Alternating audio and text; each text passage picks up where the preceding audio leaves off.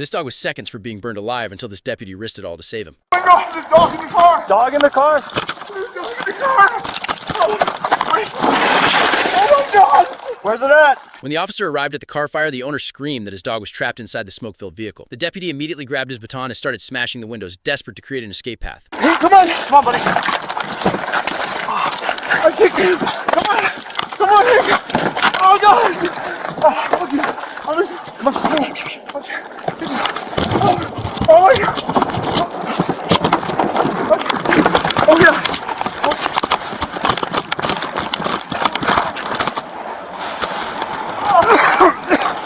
Thanks to this deputy's quick thinking, the dog was saved just in time.